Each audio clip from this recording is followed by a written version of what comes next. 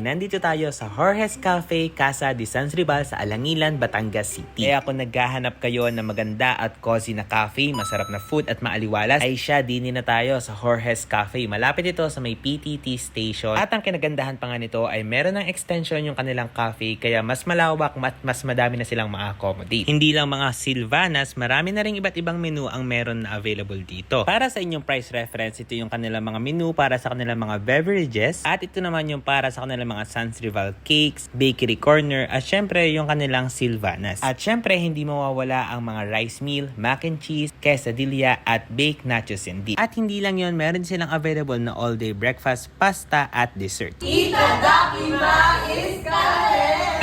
Tignan nyo naman itong kanilang tiramisu pa, no? Hindi tiramisu, kundi tiramisu. Kaya ang pagkakalaki. Bango. Ito ang kanilang adobo flakes. Meron siyang chili oil, tapos yung kanilang garlic rice. Longganisa, mac and cheese, kasikat nilang caramel bites, butter cookies.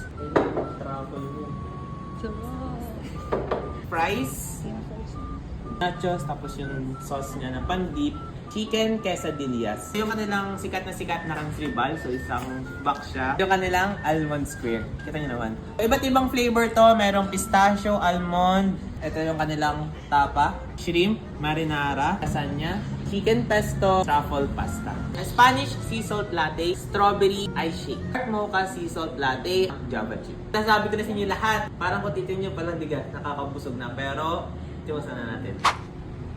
Ay, masarap ng sauce. May pagka-garlic siya. Cheese ang nalalasa ko. Ang harap. Harap ng bacon tsaka ng cheese. Hindi siya maalat. Creamy siya tsaka ano. Isang lasa sa kanya yung cheese. Harap. Ang creamy ng sauce tsaka ano. Yung beef. Masarap siya. Quesadillas. Sauce. Ang sarap. Nasa pizza yung loob. Pagka sweet, nasa yun ng parang tomato. Lagyan nga natin siya ng ano, chili oil. Ang dami oh. Sarap. Sarap ng chili oil nila. Lasang-lasa ko yung anghang, pero siya masakit sa lalamunan. Lasa ng garlic rice, nagko-combination dito sa kanilang adobo flakes. Shrimp marinara. Bango. Ang sarap ng parmesan niya dun sa pasta. Yung shrimp, ang lasa yung sauce. Nila, yung kanilang longganisa. So pwede din to pang breakfast, tsaka yung adobo flakes, yung lambot. Lasa nung garlic, ang sarap dito sa longganisa. Natin yung truffle pasta dito. Ito. Yung mushroom. Lasang-lasa mo yung truffle. Hindi siya tinipid, tarap, creamy. Ano, yung pagkasas niya, hindi yung ano, malabsak. Mas try ko. Wow. Amin ko yung ano, wine. Di ba may alak to? Gambot, ang sarap nitong ibabaw. May pait siya. Ang katropa, yung kanilang strawberry ice shake. Ito yung one of the best seller nila pagdating sa ice drink. Wala naman lalasahan mo talaga yung strawberry. Ano lang siya?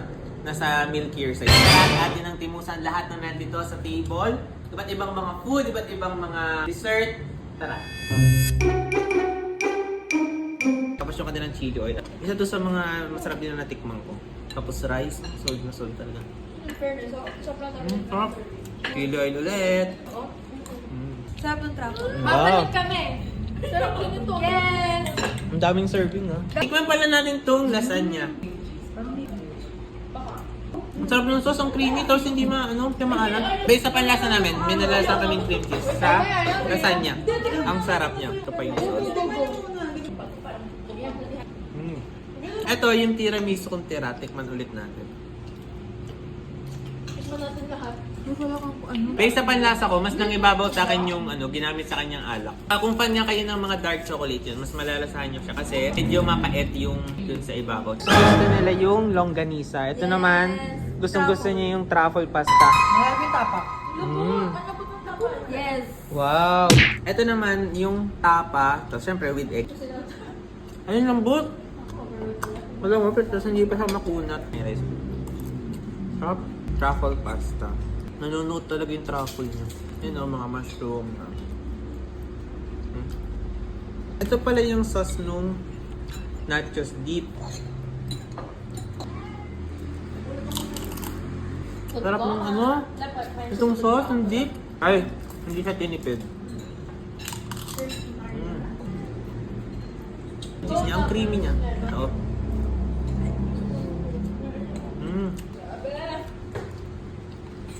Kung fan kayo ng cheese, perfect na sa inyo. Kasi creamy siya. Nasarapan sila sa sauce o tumubos agad.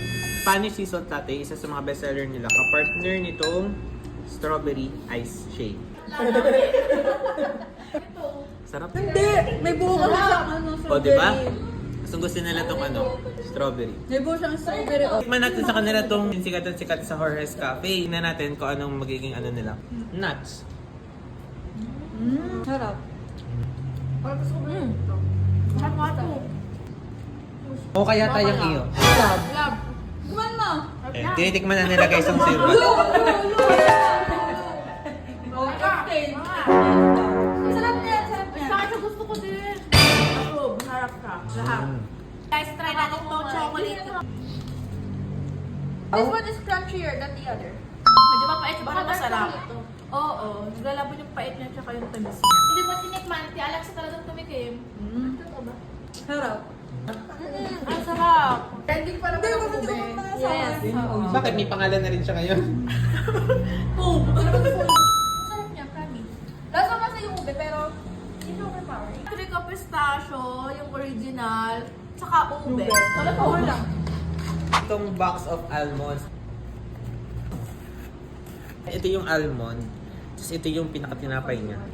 Ang nagustuhan ko talaga dito yung ano, yung kapag kinakagat mo ano, may naiiwan siyang ano, chewy. Pero hindi siya sobrang kunat. Sarap parang candy. Mukha lang matigas. Pag ano, unang kagat mo, pero malambot sa chewy siya. Pero lasang-lasa yung caramel niya. Hindi siya yung matigas na nadudurog. Soft yung loob niya.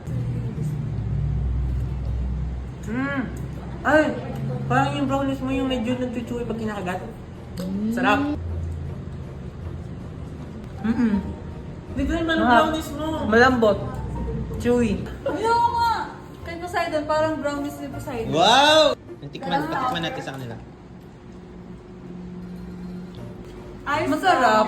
Ah, nagkasabay. Parang na yung Parang pang baby. Yan! Puto seko! Ang sarap sa kape. Parang puto seko, di ba? Oo, masarap sa kape. At yun nga, at nabiti na sila sa ube flavor ng Sylvanas. Kaya ito at kami ay bibili ulit. Kaya yun lamang mga katropa. See you sa next vlog.